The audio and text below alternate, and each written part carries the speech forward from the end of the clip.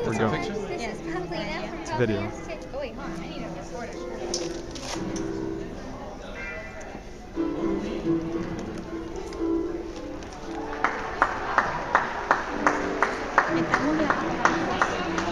Hey everyone, this is Pavlina from Pavlina's Kidz Place. I'm on location at Colorado Springs Resort, and I'm here for the 12th Annual Family Cafe Conference, and I'm here with Martha RUBIO. Hello. Hi, how are you?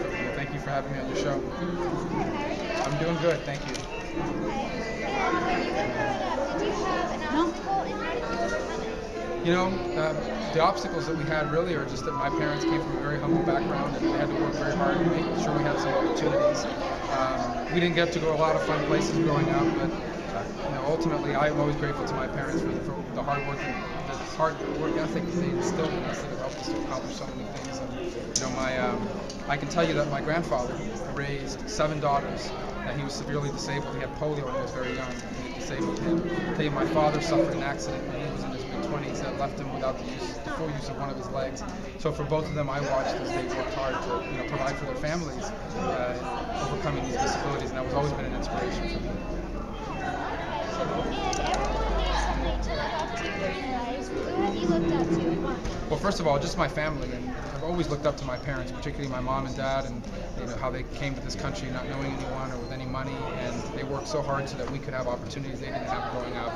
So they've always been heroes for us. And then, I was a big fan of Ronald Reagan, who was president when I was real young, but I thought was a really good president for the United States. And going back in history, I've been a huge fan of George Washington, who I think is probably the greatest American ever. Yes, okay. And what has been your happiest and what has been your saddest moment? I guess my happiest moments in life have been things that have to do with my children. The day I got married, the day I had my 4 kids, those have always been happy moments. And probably the saddest are anytime you lose someone that you care about. I've watched as, we were a very tight, extended family, and I've lost a few aunts over the last few years. My father passed away. So those are always sources of sadness, but that's the ups and downs that come with life. Yes, okay. And what is the best thing about living in Florida, and why is it special to you?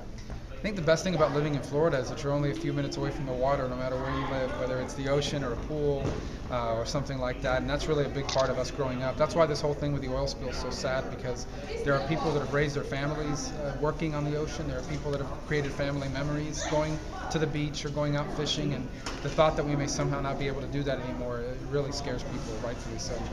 Yes, okay. And what would you say your kids, do they have something that they feel about you that, let's see, okay. Is there anything that your kids think that's really cool about you that I no don't one else know. knows? I'm not sure that they think anything's really cool about me. Good question. That's a good question. You'll have to ask them.